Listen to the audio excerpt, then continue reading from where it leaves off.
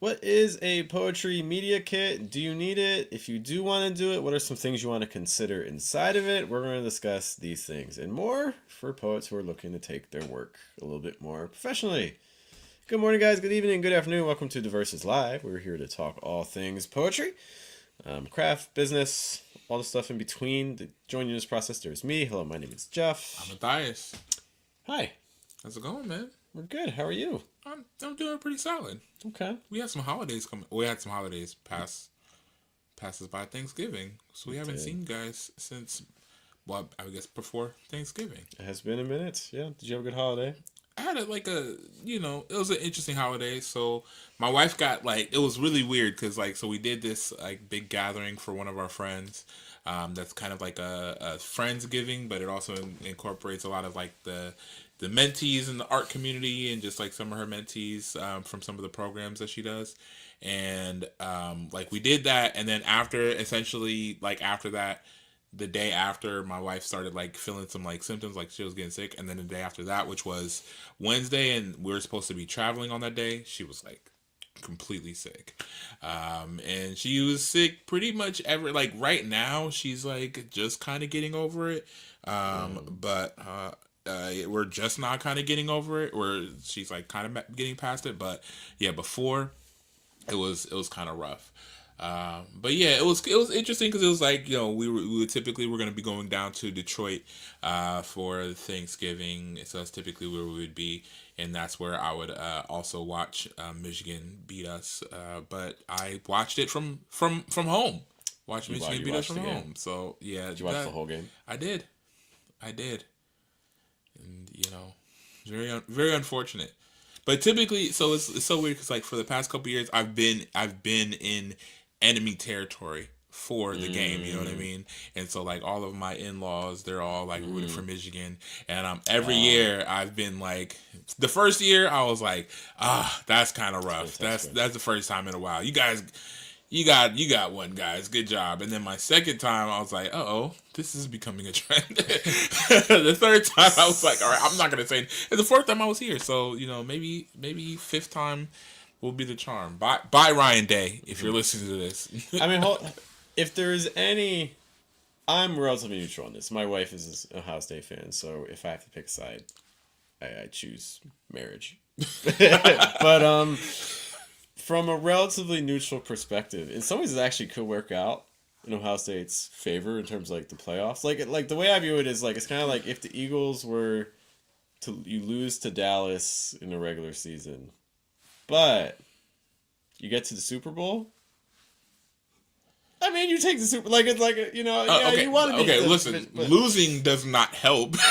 but in terms of matchups. I guess matchups. You know what? I guess you're not. I want to be clear. If you want to win for an Ohio State fan, for a lifelong Ohio State fan, I almost want that Michigan victory more.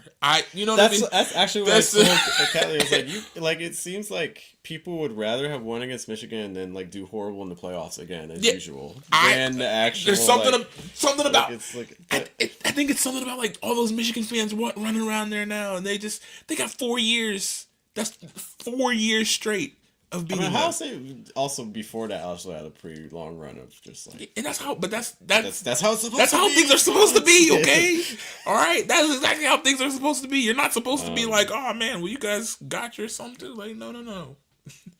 It wasn't. It wasn't a very pretty game to watch. It wasn't. Wasn't good. Good defense, but not aside from that. Yeah. No, but how were your holidays? Did you travel? What was going on? One final just Ohio State fun. Okay.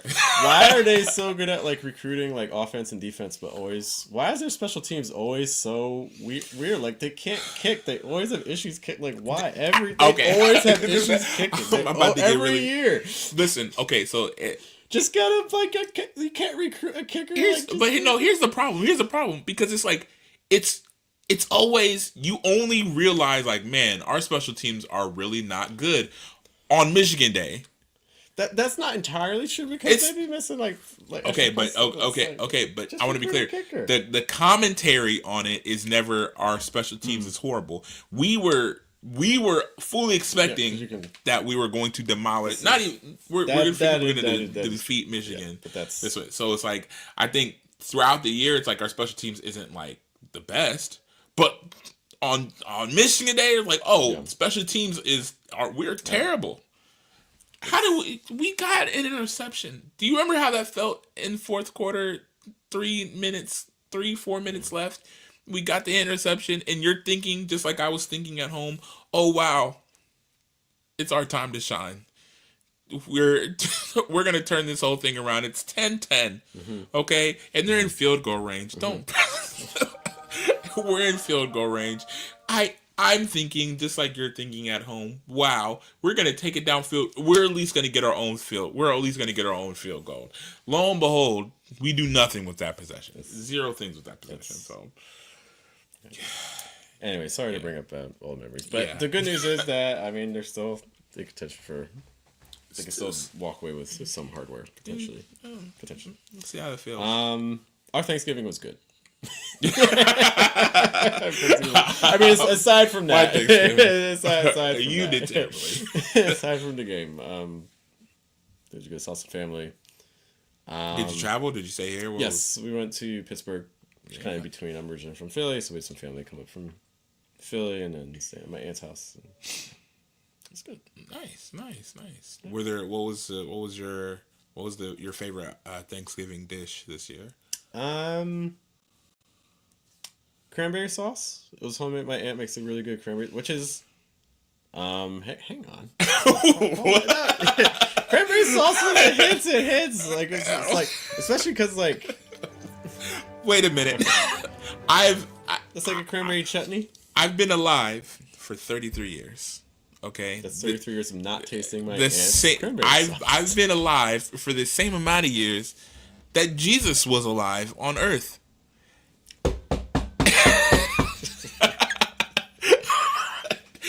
I hope it doesn't end the same exact way.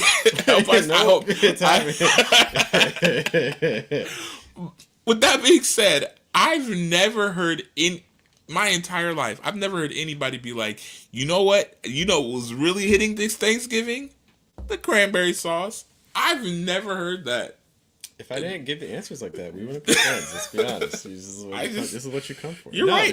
You're right. You're not wrong. Okay. Let's be honest. Cranberry sauce, for most people that make cranberry sauce, it'll be better if you didn't. It'll be better if you just got it from the can, because the can stuff's legit. But my aunt is brave. She has found her own recipe. So this is another way you can tell it's good. Because if you can make cranberry sauce that's able to hit, that doesn't come out of the can, because let's be honest, most of the cranberry sauces we've tried that have been homemade, they're subpar. Yeah. Just saying. Besides that, candied sweet potatoes, pretty good. Okay. All right. Nice. And then she had these little sweet potato pie things. Yeah. You know what I should have done, man? And this is the thing. I should have brought. Every year I make sweet potato pies. Only for this time. I haven't made them in a long time. I made them this year. I'll make another one because I still got that. I still have stuff for like 3 more pies. So you made the crust too? I did not make the crust. That's half the thing. Oh my God, Jeff! I didn't make the crust. Okay, I didn't make the crust, and I feel terrible about it. I feel terrible about it. Dang. You know what? What's the point? I'll tell you what. Next show, I'll bring a pie. I don't want it. And I'm gonna make the crust. All right. I'm gonna figure out a good crust recipe, and I'm gonna make the crust. But I just made the pie. Made the pies this year, and I gave it to some family here. Yeah, I would give it away too. No, I kept. All right, Jack. But no. Sweet potato pie is always anything sweet potatoes. Potatoes are already so versatile. Okay, they're already such a versatile instrument. The minute you make them sweet, you kind of take some. I actually saw somebody make a regular potato pie, like Idaho potatoes, but they made it like a pie. Kev on Stage did this. Like Kev on Stage is he's a comedian, and he did this like he retweeted it, and I saw it. I was just like, can't be any way somebody's making this, and then people were eating it, and they were like, this is actually really good. So I don't know.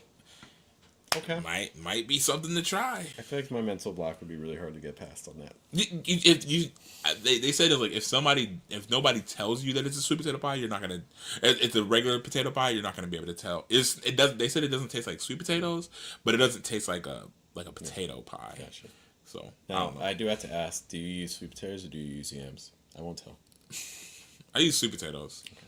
So because it's a sweet potato pie, it's not a yams pie. I mean. Okay. Okay, that's not. They don't call it yams. They say yams. Yams is a different dish, Jeff. There are yams. I'm just asking. Okay, you can get yams at Thanksgiving, but sweet potatoes. That's for your pie. They might look the same. They might feel the same. I was literally about to say, if you had a test right now, like you asked, like you pick 10 people, I pick 10 people, and we asked them, can you tell the difference of what's a sweet potato and what's a yam? I am not confident. There's not a difference. Wait, what? There's a difference. They're not the same. What are you talking about? They're not the same. They're the same thing. They're not the same. Jeff, right, they're the same thing. People came for poetry. They're literally not the same. They're two different things. Someone can do the research and Google. Somebody Google, because sweet potatoes are yams. But I don't think that necessarily means that yams are sweet potatoes. It's like squares are. I mean, rectangles are squares, but not all squares are. Or you know what I mean. All right. Anyways, they're two different things. Speaking of food, we will get to poetry discussion because I know many of you are trying to be very professional with us, and we are just at it all across. We started this out really astute. You have a bag. I do have a bag. Oh man, so this is exciting. Okay, so everybody, actually, I do want to shout out this place as well because it's a new open mic. Got started in the city. I guess it was a couple months ago. There's an open mic at Soul to Go here at Columbus, Ohio. It's every Tuesday. Every Tuesday, I think the sign up starts at 6:30. The show starts at 7. That's like a relatively early show. Relatively early show. Relatively, I think. Family friendly or. It's like okay, so I think they bill it. They talk about it as family friendly, but I saw people getting up there and they're saying some stuff on that open mic. Oh yeah, just coming through. I wouldn't want to eat either of these things raw. How do you eat them raw without breaking your teeth? What? I don't know about that. But pull up the author of whatever you're reading. We need to see a picture. I need to see that. But yeah, so it's an open mic. It's every Tuesday. It's free. Which is cool. It's a free open mic, and it's at Soul to Go, which is also a spot that I had not went to until I saw the flyer for this open mic. So I definitely wanted to give it a try. A couple weeks ago, me and my wife, we went in for during the open mic, but we were just stopping in there to grab some food, and we grabbed some food, and it was really, really good. I really liked it then, and so I wanted to stop back in before the show today to pick up something for us to try here. With us. So I have not had anything from this place. Jeff has not. I honestly don't even know where. I don't know what streets it's on. It's Do you know? Okay, it's on Lavelle or Lynn. It's on Lynn Street. Do you know where that hotel downtown? There's like Gay Street, and then there's like that light that goes in between. Do you know where Chase Bank is? The Chase Bank downtown. Mm-hmm. So right before, that little street that's like an alleyway that runs in between. Mm-hmm. If you just go right down that alleyway, if you're heading into downtown, so if you're driving south and Chase Bank is on your left, and you go down that alley to your right, Soul to Go is just like in that. By like the with all those tiny little restaurants and stuff. Yeah, there? Yeah. Okay, we gotta go, Jeff. We gotta go one day before the show. That's where we saw that raccoon at one time. That's where we saw that raccoon at one time. Right around there. What if Jeff had a really rare form of a superpower, which he remembers exactly where he saw individual animals his entire life? I would buy that comic book. Oh, this is yeah, man. Yeah, listen. This is what's really cool. So Soul to Go, they don't know I'm doing this review. I ordered this in good faith, so they provided this to me with no foreknowledge. The great brown bag is what it kind of came in, which is good. Really good price. I think Man, I can't remember. I think it was like $6 each. It wasn't bad. What am I looking at here? Okay, so yeah, this is a pound cake. That's what I was going to say. Pound cake. It's not a rum cake, right? It's not a rum cake, no. It almost had that. You thought? I mean, hey, let's be honest. Rum cake and pound cake aren't that different. You're right. There's this one. I don't know if you ever. There's one you get in stores, like from the. You just open it, and it's just like. You just have a little shot glass in there, and they're like, "Oops." Our chef got a little carried away. All right. Wait, you gotta do it with the fork. Where's your fork? I was not handed. I definitely gave you a fork. I gave you a fork first. There's a knife. It's right here. This is true. Don't listen to me. All right. So I don't know if I can eat all this right now. We don't gotta eat all of it, but we can take a stab at it. This is their pound cake. This is homemade. This is homemade pound cake. Okay. What I really can appreciate about what's happening here is that these like little to-go bins, a lot of to-go bins, like they're kind of flimsy, you know what I mean? And like, so if you put them in a bag with something else, like by the time you get it home, it's like little things pop off or whatever. This was like sucked right in there. Like, yeah, you had to kind of work to open it up. So this was really, really good. Thank you, Soda Gold. This is a really good carrying case. And it's sturdy. It is, yeah. It's textured. It's got like some like scaly kind of. Yeah, if you have to toss this to somebody, they can catch it. No mitt. I'm going without the glaze. There's a glaze portion. I'm going. All right. For the, I'm going to the bottom too. I just wanna.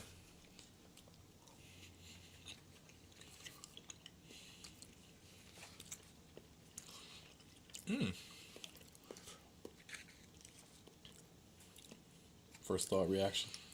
First up, really good density. I like dense cakes more than I like kind of fluffy cakes. Well, it's like old fat. Like if I get a donut, which is like my one donut a year, I get like the cake donut, like old fashioned cake donut. Yeah, that's the one. That feels like a donut that you would like. You just the old fashioned. That's me. Let me get the ones that were made in like the 50s. You know what I'm saying? When people still have like little hula hoop stuff that would. Yeah, I get my hunchback. Man, let me try with the glaze. So I do like the texture. Okay. I like that has a good heft to it. I will say that the flavor, I have a very bad sense of taste, I'll be honest. I want to do these food reviews. I can't taste things very well. I have a really bad sense of taste. So like if there's not like a super ton amount of flavor, I'm not going to detect it, and I don't necessarily get a ton of flavor. So let me try it with the. All right, go for icing. What I enjoy better. Yeah, what I enjoy is I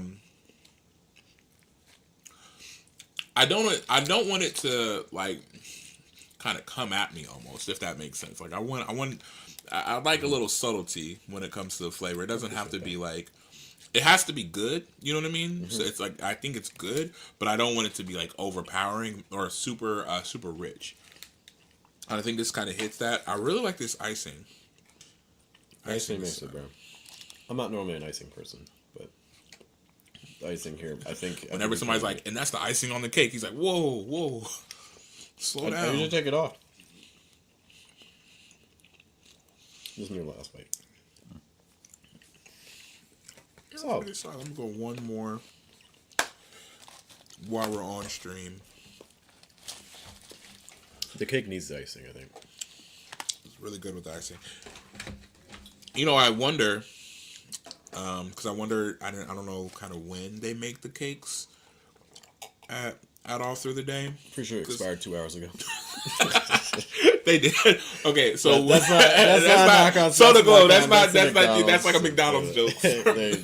We got pies from them that expired 2 hours. Yeah, but I wonder like kind of when they make them throughout the day, because I almost wonder if it was like, it's a good density and it's not dry, but it's not moist either. It's really not. You know what I mean?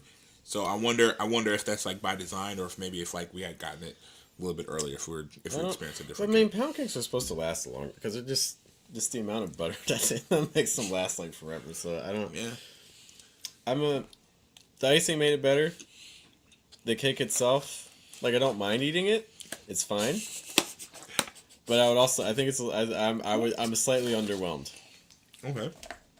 Slightly underwhelmed. Okay, so we got to give it a rate. What are we doing out of 10? 10 the highest. What did No, I give for 1 the is other? the highest. I forget what I gave for the other ones. The pie? Like, I think I would, honestly, I'm a big fan of McDonald's apple pies, I'll be honest. So I'd actually probably rate that a little higher. I would say this, but this is definitely better than the other pie. The cream pumpkin, pie. Yeah. pumpkin. Yeah, the pumpkin one. I would say this is a kind of like 6.5. It's not bad. 5 being like average. Okay. Hard for me. So I think that if I have to judge it on the cake that I am eating right now, I think I'm going probably 6 to 7. So a 6.5 is probably good. I think for what I think this cake was, again, I think the cake is good, but it also feels like I'm getting like the cake that's like, like maybe it's the end of the day, because I was there at the end of the day, right? Cake, man. This is it. This is the cake. What you get. All right, yeah, I'm gonna go. I'm gonna go 7. I'm gonna go 7 because I think that icing really kind of it does something. It does something there. Right. So 7 for right now. Maybe the next. Listen, we could. Average isn't bad. Average is not a bad score. Half of what you do is below average. Can you just imagine, it's like, mathematically, Jeff is reprises Denzel Washington's role in Return of the Titans. He's just like, hey, you guys, maybe not undefeated. You won 2 out of your 4 games this season, so reflect on those times. You're solid 500. A lot of you guys are gonna be really good accountants in the league. Football players. Whoa. All right, let's get to. I'm gonna get us first. Thank you guys for humoring us. Look at us. Media kits. We should probably even start because most of us may not have even heard of a media kit, let alone know what to think about it. Matthias, I've had to ask you, when I say media kit, what's the first thing that kind of comes to mind for you? Probably the first thing is, like, when you say the first thing that comes to mind, are you thinking the first thing in the media kit, or the first thing that comes to mind as far as like my interactions with the media kit before, or like just more in general. When you hear the word media kit, what are you thinking? I'm thinking of taking the responsibility away from whoever's promoting you, as far as like taking that like off their shoulders and kind of giving them what they kind of need in order to like promote you or talk about you or talk about your work. I'll never forget it.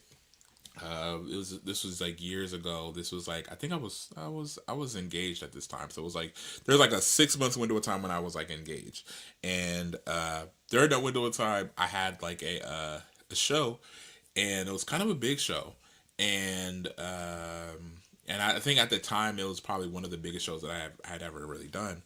And the promoter, she reached out to me and she's just like, hey, like once we signed the contract, we did one of like little virtual DocuSign things. We signed the contract and I sent that over to her. And she was like, okay, great, we're locked in. This is the date and all this other stuff. And I'm like, super great. Like, I'm really excited. And she's just like, do you have anything? I was like, oh yeah, once I got this thing over, I was going to email it to you. So I email you kind of my media kit, in a couple hours. Like, I think I was at work. They wanted that after the contract. I find that interesting. Okay. Yeah. Oh, yeah. I mean, I don't know however they want to do it. But yeah, so essentially I was just like, oh yeah, cool. I'll send it over to you.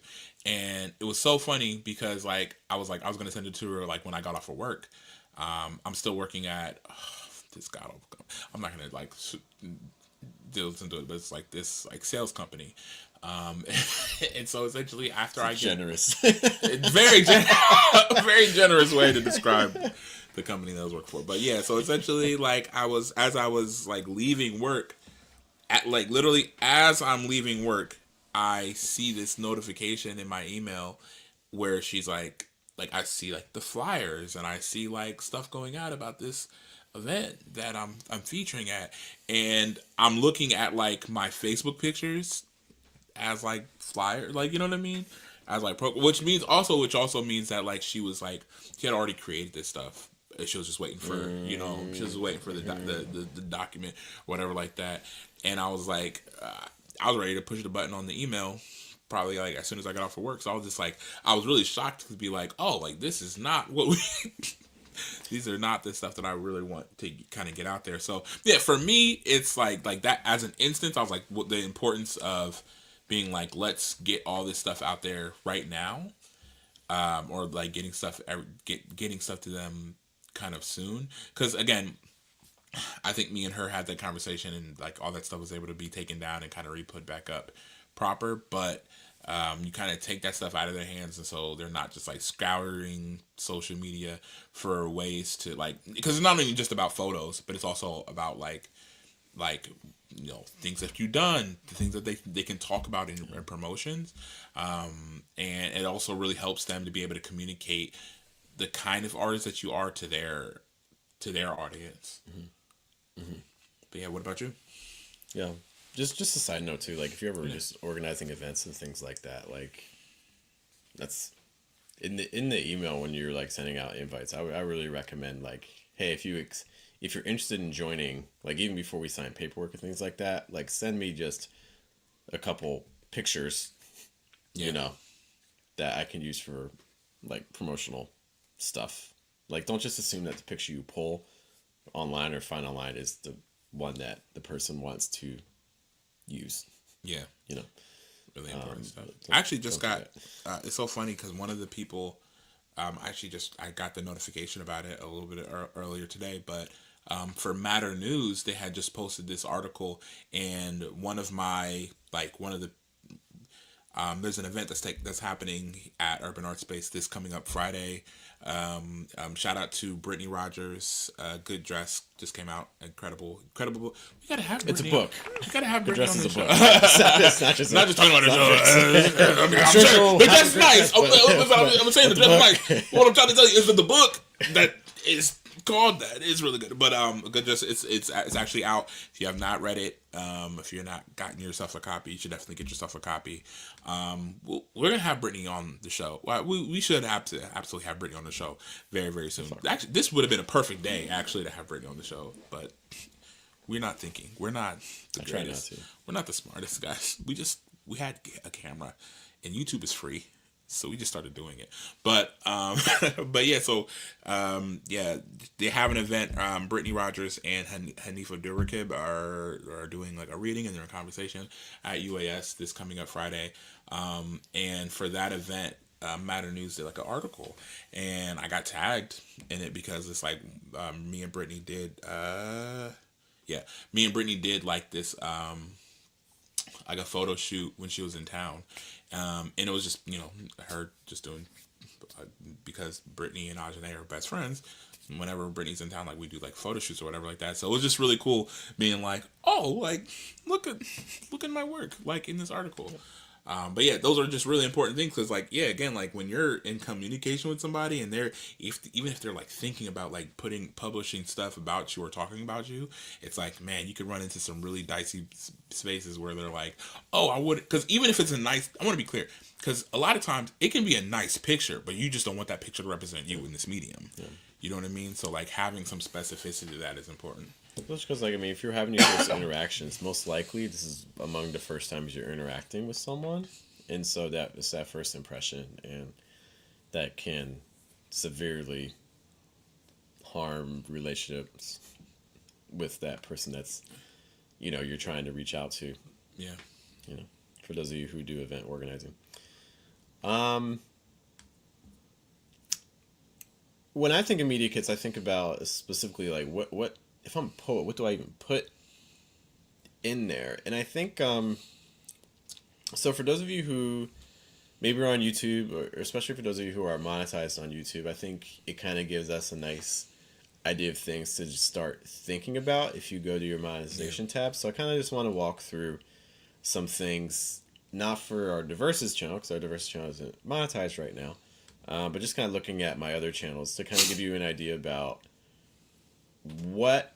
So when YouTube is talking to brands and companies, and basically for those of you who don't know how ads work on social media platforms, is basically companies are, your videos go into basically like an auction, and then like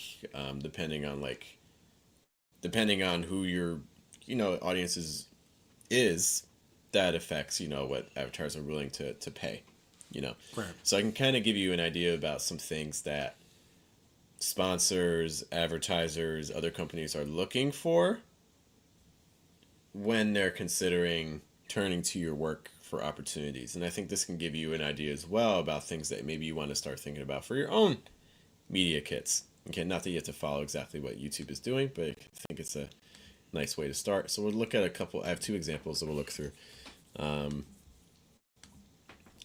Give me a moment to pull this up. Okay, so this is for one channel that I have. So this is also where, if you're a poet, starting to build up your online presence starts becoming really, really important. Because that's one thing that you can be using to give yourself leverage in these sorts of discussions. Okay. So what is, when YouTube is kind of making this information together, like if I were to make a media kit for my channel, what would they consider doing? So first off, just like, the name or whatever. If you have followers, if you have subscribers, those sorts of numbers are really helpful to include. Okay. This is just for YouTube. If I were actually going to take my teaching business and turn this into a full out media kit, I'd want to pull all my socials. I'd want my Facebook followers, because Facebook for my teaching company is like 8,000. I would take my podcast, because the podcast is getting like 2,000 downloads a month. So I'm taking, the more I can take, the better, because I can show them that, yo, I'm not just here. I am here. Here are my numbers and things like that. So when you get me, you're not just getting this one place. You're getting all these other, and the more avenues that you have, the more leverage you give yourself.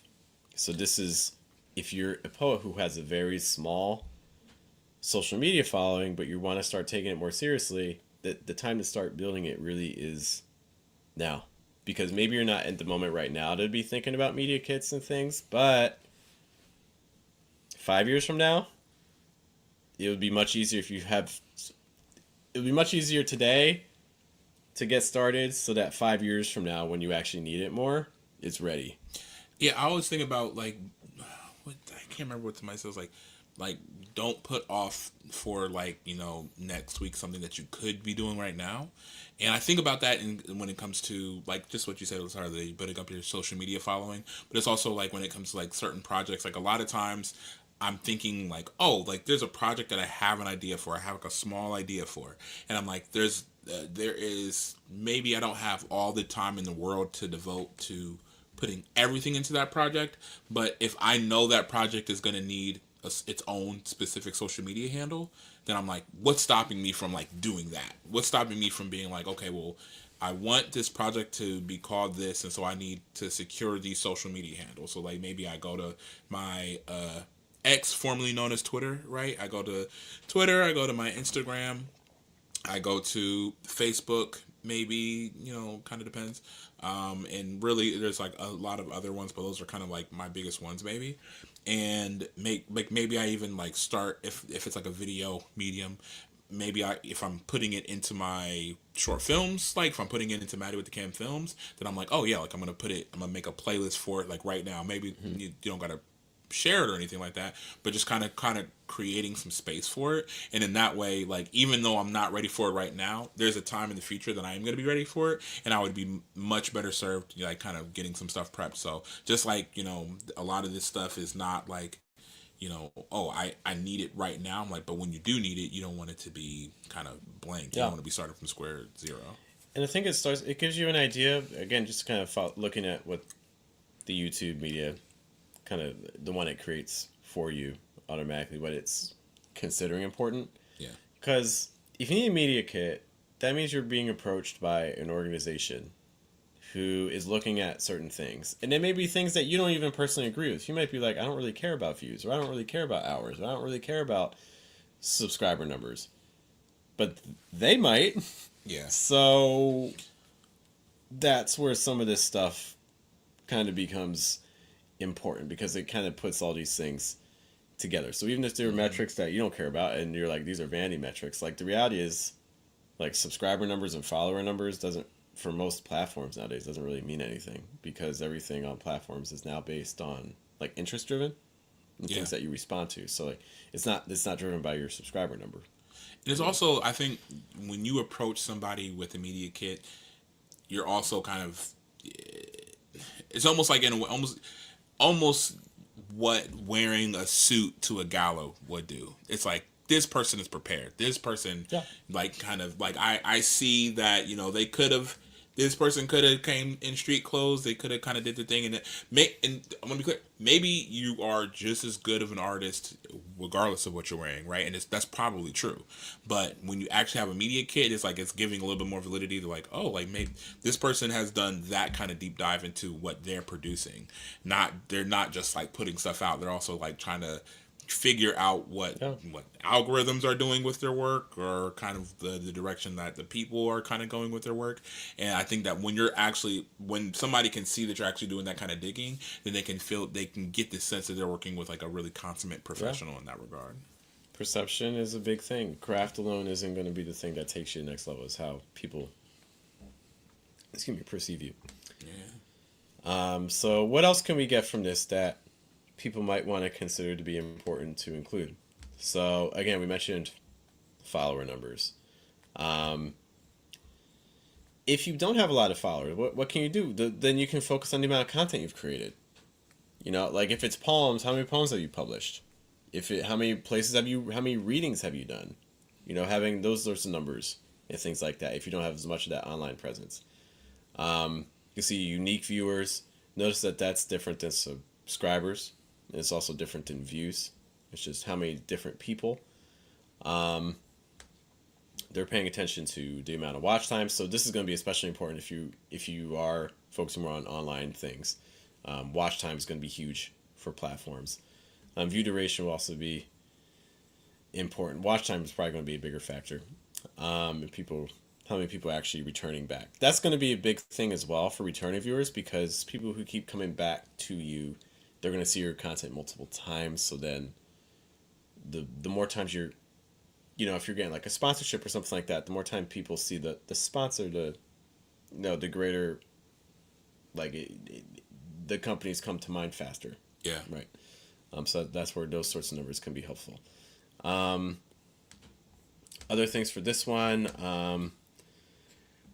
demographics, not the same as like psychometrics, but like demographics, do you have a mostly male, female, age ranges, geography, where are people located, so like if you're a poet and you find that in one city, that's where most of your people are located. I mean, that's different than if you're like, oh, well, I don't have anyone located in any one specific city, but from a specific country, I have a high percentage. You can handle things differently with that. Other things that you can get also just like people's interests. So for instance, if you're looking for a sponsor, you can get by knowing what people are interested in. So like, oh, they're a little bit interested in TV. Oh, they're interested in this type of music. Oh, they're people that donate a lot.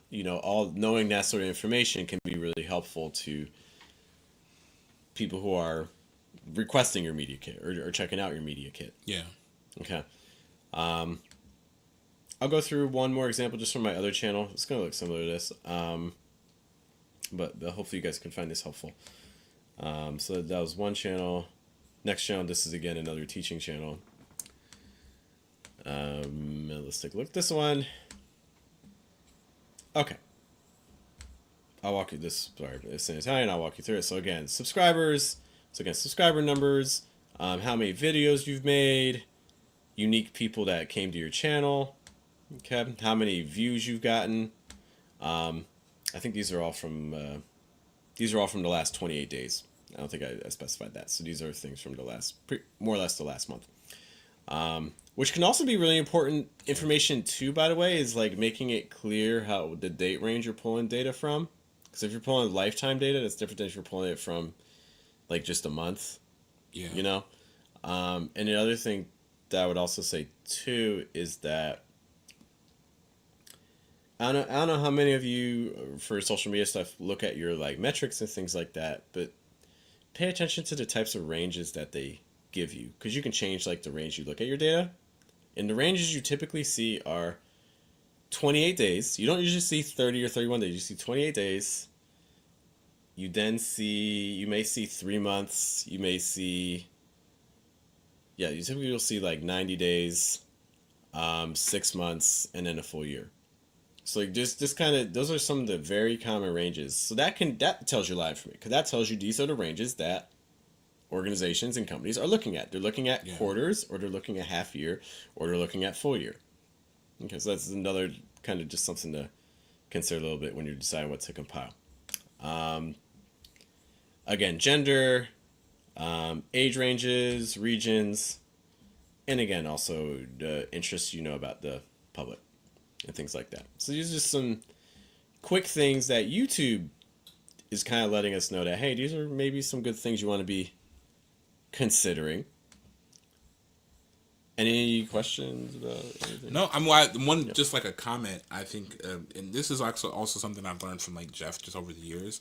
Kind of watching how Jeff kind of maneuvers social media, and I think it's one of the things that I think that actually I learned it from Trip too, but I think a lot of artists feel kind of like a kind of an ickiness as far as like kind of paying attention to their social media and being like really really on top of it, but kind of studying your impact is like I would much rather review it as like studying your impact, you know what I mean?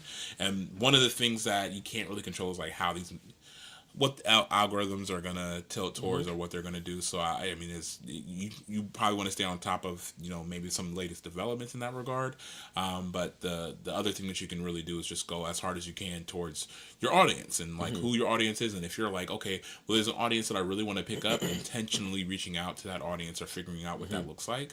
And I think that again, looking at some of those metrics, even doing that on your other social medias, this is, I mean, right now, we're like fairly focusing in on like YouTube, both in like here, but also just like in general, right?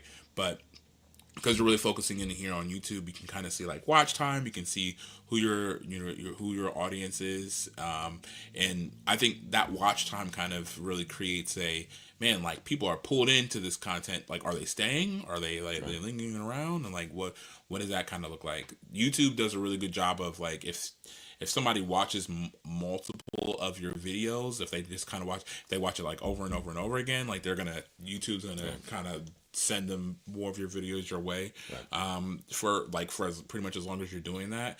And then also you also want to encourage those people like, okay, the views are great. Can you hit that subscribe button? That kind of thing.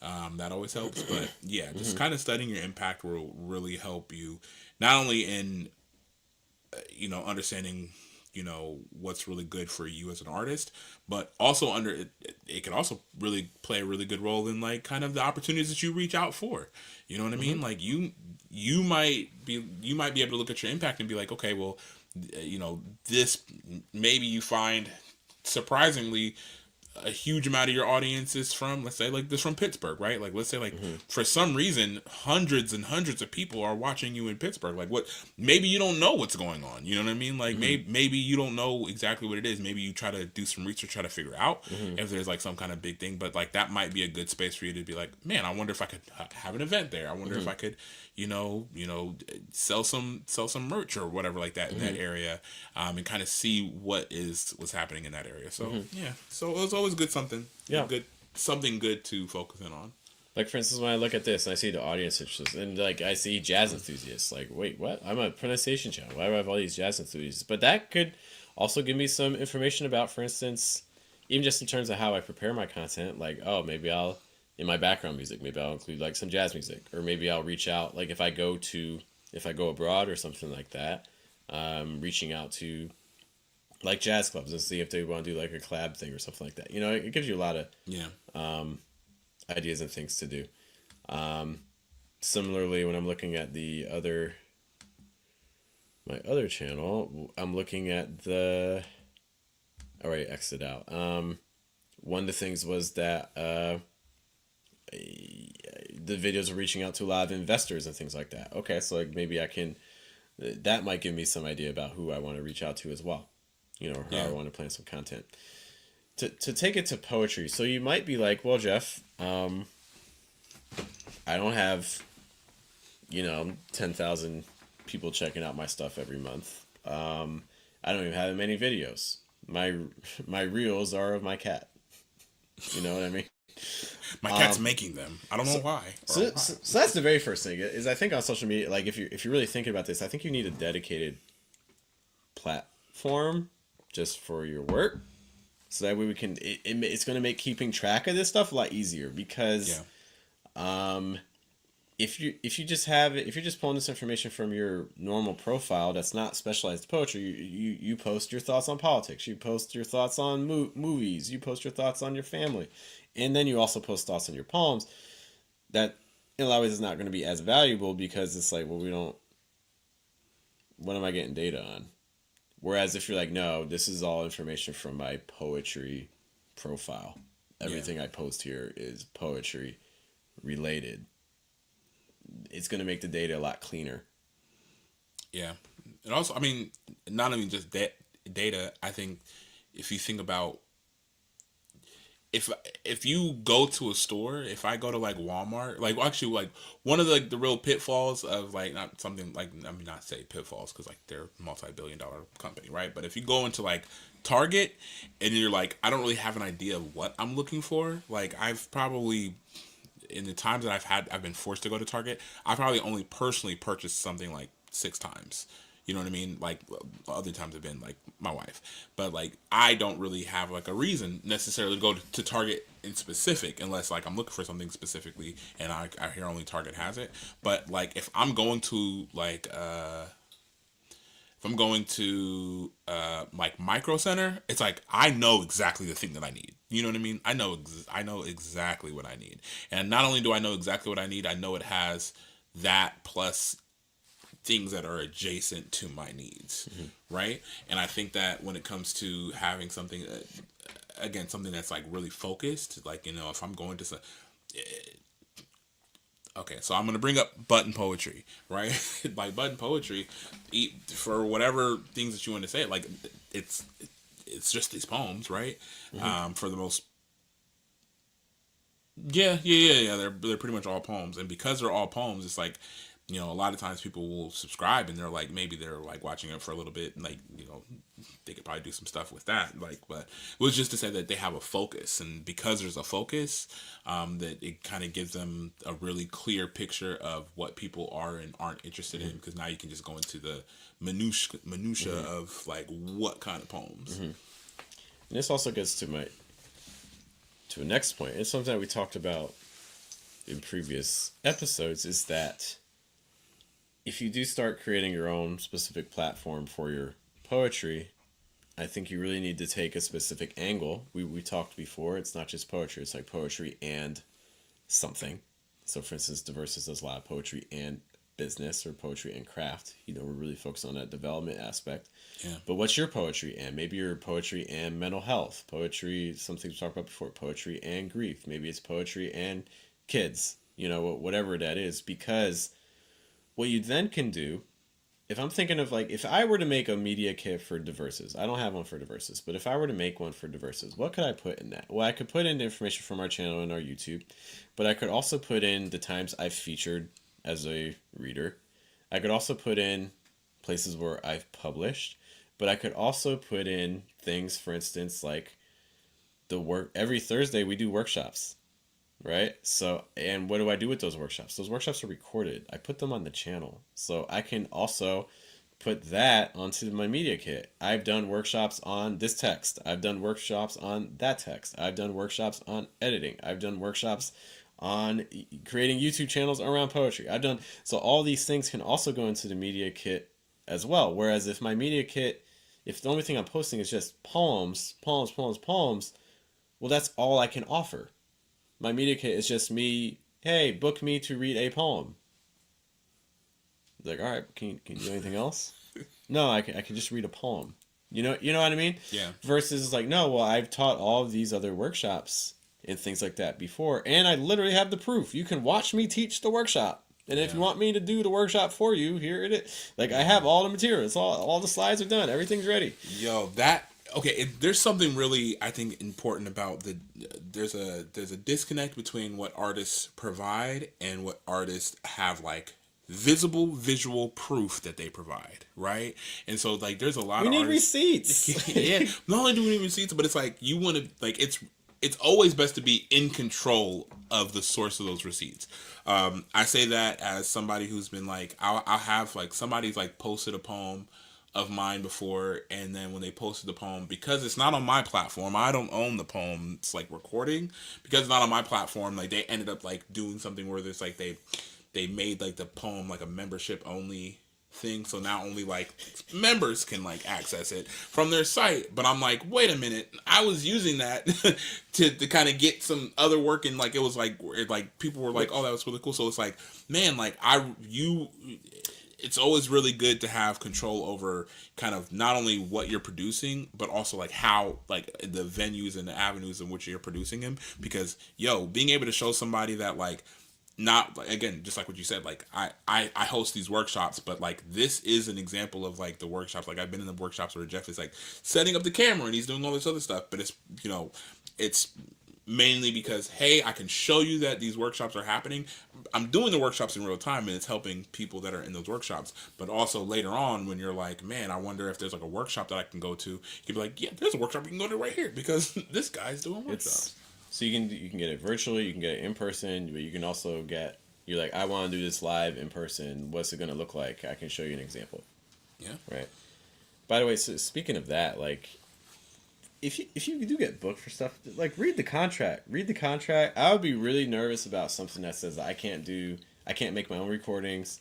I would be nervous about things that say, we're going to use your work into perpetuity. Especially if I'm not getting compensated for that. Yeah. I lose the right to whatever. Like I want my first zero rights. Like I want to, as soon as that thing is done, I can do whatever I want with it too. So like, yeah, you can put it behind your paywall. That's fine, but I can also do whatever I want with it. Yeah. Too. You know what I mean? Really important. You got to read these contracts. Man, and there's also something to like not only like having like the contract ready, but also like having your own elements in place so you can be like, okay, even if the contract. So if the contract leaves it wide open for me to be able to do something, like make sure you're in a position to do something, right? Like so, like make sure. I know for like funny enough, like so for like all the Agene's like events, like whenever like as a poet and performer, Agene like gets like a lot of like really crazy like great opportunities, right? But it's like one of the things that we knew right when we got married and like kind of like production wise, we're like, man, like we don't want to be on the waiting end for like, okay, when do we get pictures back from this venue? When do we get recordings back from this place? And I'm like, man, like us being in the position where if she does an event, like she has, like if it's an event that we have some good recordings for, we have a recording of it somewhere in some capacity. We have photos of it, and like I've also like done that for like some other stuff, and I've like Jeff also does it like for like a lot of other like performances and stuff like that too, because it's like, man, like having that, 2-3 gigs that can really be the difference between what like, and like if you have like a video, you have like a 4-minute video, you put that out, but then that 4-minute video is also probably 6 or 7 different little shorts. You can put those out. Also podcast episodes. There's like a ton of things that are like you see it happen a lot of times with like with like comedians as well, like how they use like YouTube as a platform. It's like they'll have an hour-long set, but that hour-long set is countless reels. Yeah, it's hard to find the actual full set. It's all clips. It's a whole bunch, like that, but it's like, man, like all those clips are contributing to your page. All those clips are contributing to different, like, oh man, it's so cool because you can do different headings. Now there's like, okay, somebody's searching for this idea, and this idea is like kind of part in this. So it's like, yeah, having that for your poetry sets can help you again to your next opportunity, because a lot of times the biggest difference between you and the person that is that you feel like is getting all of the opportunities that you're like, man, I wish I was doing this. A lot of times it's literally just content. It's literally just this person is always outputting stuff, getting in front of people's faces, and that way people are always seeing their work, and people are inviting them out. And that's the other thing too, is that this is why it's really important to not just focus on just the poems by themselves, but like other components. So like for instance, if people reach out to the verses, they can get me for poems, they can get me for workshops, they can also, like, we do like free headshots, they can reach out for like photography stuff, they can reach out for videography stuff, they can reach out, like, so like the more things you can kind of add to your ecosystem, you know, that are all centered around a central focus, again, Yeah. like in this case poetry and development, you know, it just gives them more assets. Because if I'm only getting one specific thing, again, if the only thing I have to offer is I can read a poem, you know, but maybe they don't just want you to read a poem. You're just like, oh, sorry, we need someone that can also like host this event or something like that, you know. You lose out. Yeah. You lose out. You can only gain with more content, man. Yeah. So just to kind of recap, things I would be considering if I were making a media kit for poetry, I'll approach it from diverses, and then you guys can adapt to what you want. And again, to be clear, I do not have a media kit for the verses. I'm just telling you what I would be included. So I would include all that information I showed you about my other YouTube channels. I would include that for the verses. I would include our subscriber number, the videos we made, hours, watch time, and things like that. And don't be like, it's like the verses numbers are way lower than they are for my other channels, but like, it's not something to be ashamed about. It's not something to be nervous about or embarrassed about. Like, the numbers are the numbers. Like, it's just let the other person decide if it's good enough or not. I'm not going to shut the door on myself before they shut the door on me. You know, Yeah. like just you don't know what they want. And also, I think one of the things that me and Jeff have talked about this a lot, and I think that I've had conversations with other creators that brought me back to like, man, I'm really glad that me and Jeff have had these conversations, but also that we're actually like pushing, because you treat everything that you're doing as if it is like the highest professional level that you would want it to be, kind of visibly. And I'm not going to say the artist's name, but so I was having a conversation with an artist before, and they had this song that they were putting out, and as we're like kind of having a conversation, and again, whenever I'm talking to creatives, the thing that I'm thinking about is not necessarily like money first. Like money is a thing that I'm always like, yeah, like, let's say about money. But I'm also, one of the other things that I'm also thinking about is like, okay, like, what is the thing that me and this artist can do together that's gonna help me push, you know, what I'm trying to do, like with like videos and like with short films. And one of the things I was like thinking about, I was like, oh, like they do because they do music. I was like, oh, we should do, maybe let's not do like a full music video, because that's going to be more time intensive than I really have time for. Yeah. But if we do like a visualizer, let's do something that's like really, really simple, maybe a one shot that, you know, kind of accomplishes some of the visual, but it's also like that way I can kind of put it as some like kind of diversity as far as like some of the stuff that I produce. And like as I'm describing the visualizer to them, I'm like, yeah, I think like this would be good. It's like, oh yeah, but I'm not like at that level yet. You know what I mean? Like I don't want to like I just want to do this. I'm not quite at that level. I'm like, and the answer is you're right. Yeah, and that's, you're absolutely man, right. I'll never forget that, because like I remember like, I think Jeff was talking. I think Jeff, there's like it's probably something somewhere on the channel where you're like doing a workshop. And again, as soon as they said that, I thought about exactly that. It's like during this workshop, somebody was talking about something like with their poetry, and I think they were talking about like performing, and it was something with like, you know, I'm not good enough yet. Like, you're right. You're absolutely right. You're absolutely You're right. Then. Like, so, but it's like, again, they had a mentality around their work that they were like, they thought that the work associated with like kind of me being able to produce this for them was like, I'm not there yet. Like, you know, I really want to, I'm like, listen, I'll be frank with you. Cause I used to be I think like, and again, this was years ago. I used to be a person that was like, I was kind of shied away from spaces that felt like, man, it's too ambitious for me to really think about my work in that capacity. But man, if you listen, there is a level of ambition with some people that are like not good at all, right? And that's not. They're gonna beat you. I want to. That's what I'm saying. They're I want to be beat clear. you. Like, so this is not calling out anybody. It's just to say that there's people that like, because it's actually like that's actually good. I would much rather be bad, but be so hyper focused on like kind of elevating and getting to this, like that I propel myself into a position that maybe people might look at my work and be like, well, why are you there? I'm like, I'm here. Right? I can get better. People can grow. And like what you'll find is that a lot of people do. Like a lot of people, they'll get into those positions and it'll seem like what's going on. And then years from there, you're like, oh, this person's actually really doing great with this kind of clout, this kind of like attention. But you are sitting back and you're like, well, I'm so much better. I'm doing all this. I'm like, but what have you done about that? You know what I mean? Like they took one poem that they wrote and they said, man, this poem's the greatest poem ever, and I'm gonna push it. I'm gonna promote it everywhere I go. I'm gonna perform it. I'm gonna record it. I'm gonna chop it up. I'm gonna do this. I'm gonna do this. I'm gonna do this. And even if whatever you think about that poem, that person got 10,000 views somehow. You know, they've been invited out to do that poem. So it's just like, man, have that level of ambition, because you're not doing yourself any favors by complaining about it from the sidelines. You know, Just I know we've been going for a bit, so get close to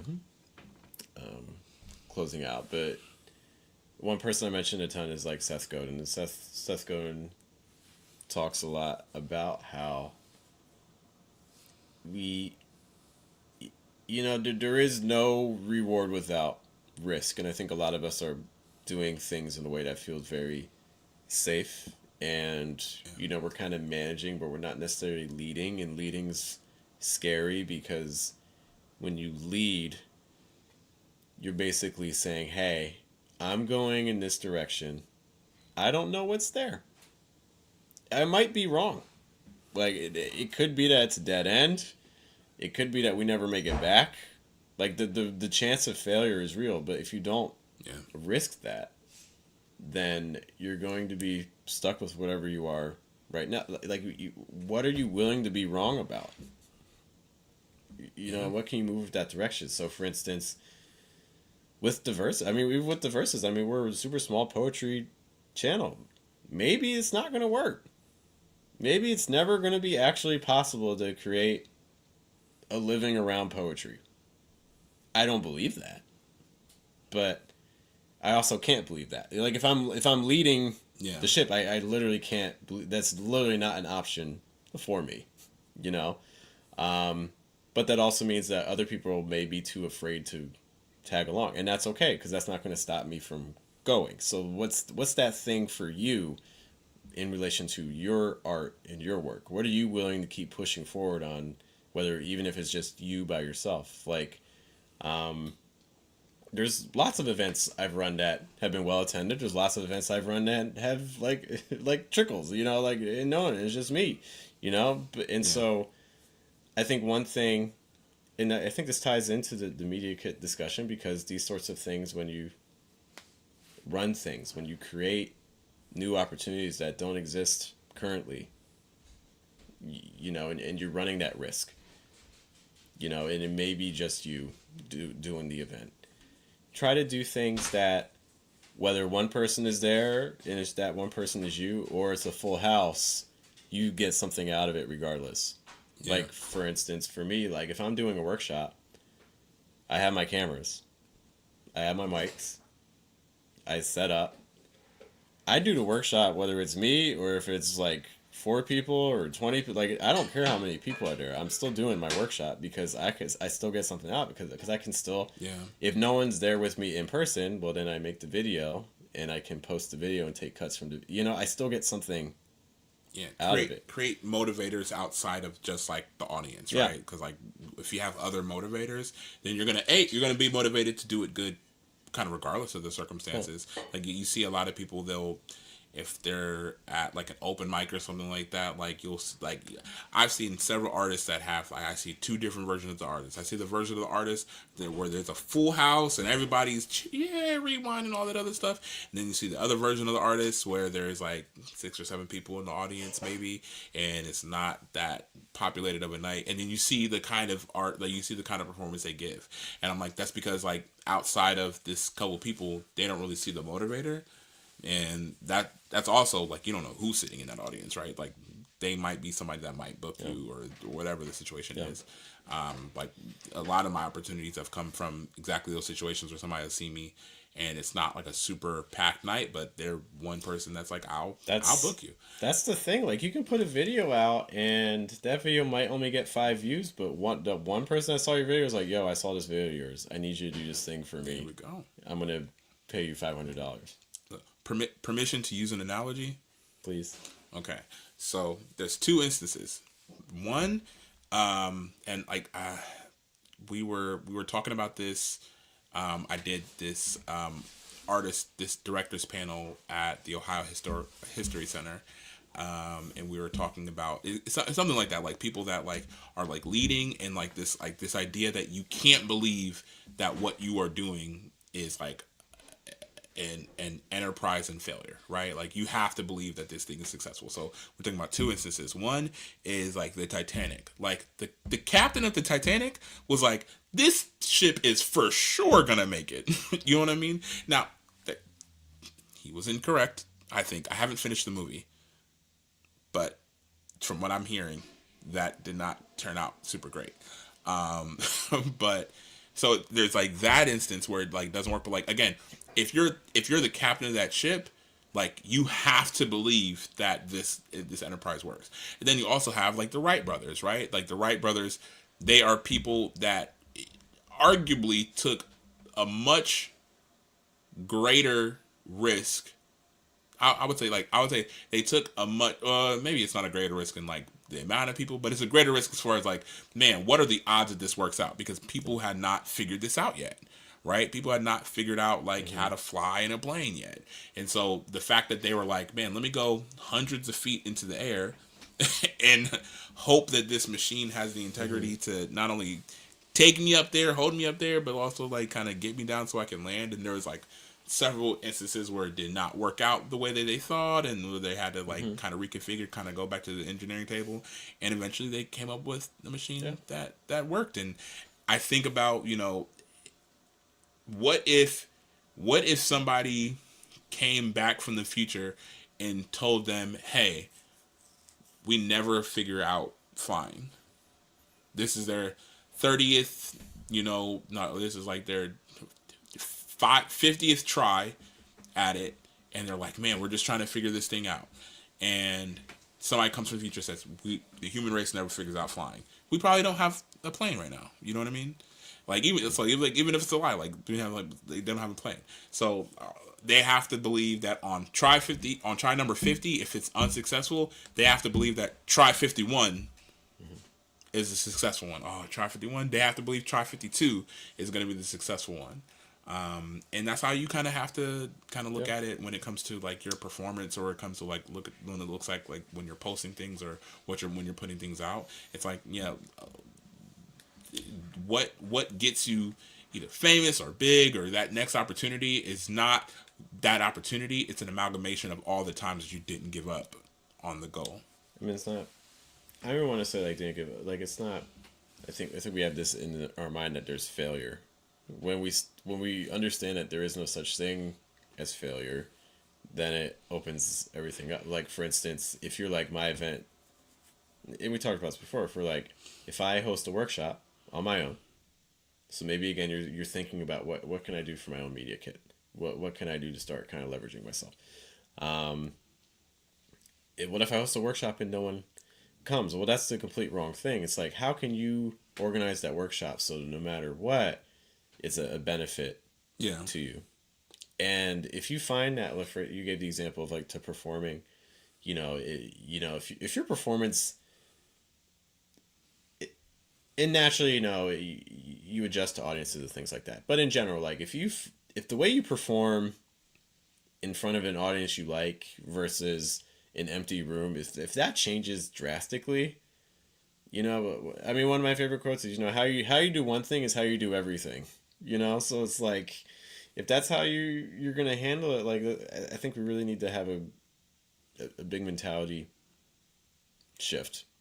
In the Karate Kid, in my opinion, the superior Karate Kid with Jackie Chan and Jaden Smith, he says everything's strong, and have you seen the Karate Kid with Jackie Chan? Yeah, I knew it. I know it. I don't want to talk about it, but okay. In that Karate Kid, essentially, I don't want to give too much away, but even a decade and a half old, but whatever. In that Karate Kid, he has this like problem where he doesn't like put the jacket back on the hook or something like that. Like that's a problem between him and his mom. His mom is always telling him put the jacket on the hook, and so Jackie Chan, as his teacher, he's like, okay, I want you to practice putting this jacket on the hook. But like he would have him do it like all day, every single day. And Jaden was just getting tired, and like at some point, and that was the only training he was teaching him. So like I think it was like for like weeks or something like that. The only thing he did was take the jacket off the hook, put the jacket on the hook, take the jacket off the hook, put the jacket on the hook. And then eventually at Jaden Smith, he snaps and he's getting mad, and then he's saying like, do it now, put the jacket on the hook. And then he's just like, when he does it, like he punches and he is able to like kind of block a thing, but he blocks it with the motion that he's doing it. And then he's like, everything's strong, like do everything strong. And that stuck with me because it's like he's not trying to tell you that, hey, putting the jacket on the hook is like the most important thing that you could ever do.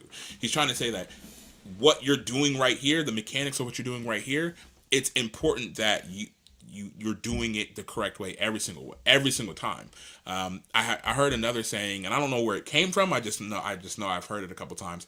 It was just like a professional isn't somebody who tries until they get it right.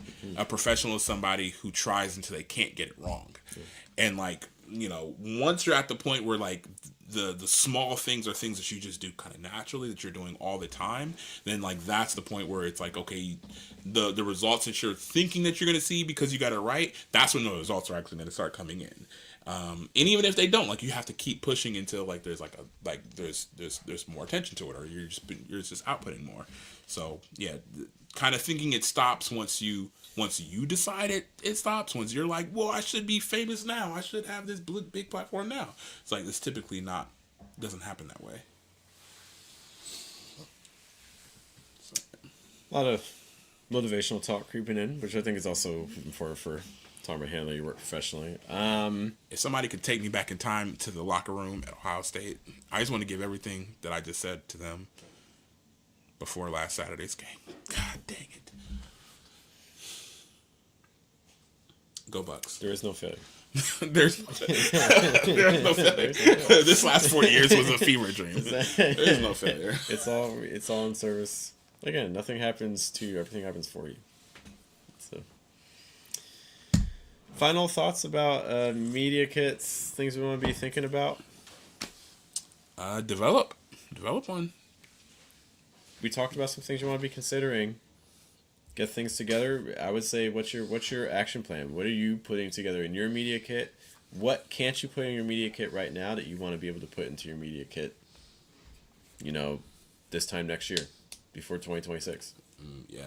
Ooh, being conscious of opportunities to develop your media kit is also like really important too, because a lot of people, they'll be like, I think about stuff like open mics, especially because like open mics are a really good space to be like, I can get a recording of me performing, and you can do some stuff. You can get a really simple tripod and a really simple kind of like lavalier mic system, something like that, something that kind of increases the quality of like what you're doing.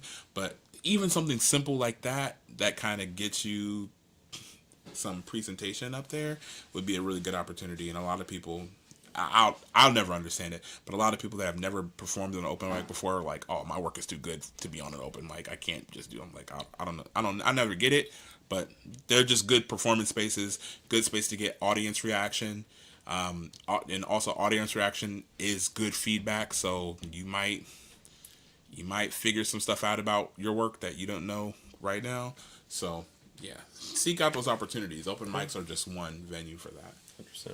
Book yourself too. Like if you're like, man, like I think I could do something really good. Like book yourself, and then exactly what Jeff talked about. Like kind of do recording, do the whole thing. So like regardless of who comes through that door or what happens, you have information, you have data that you can use later on. All right, with that, guys, we'll close out. Thanks for hanging with us. We'll be back next Tuesday with another episode of Diverse is Live. Once more, my name is Jeff. I'm Matthias. We'll catch you guys later. Thanks for hanging with us. You guys have a good day. Have a good night. Have a good afternoon. Take care, guys.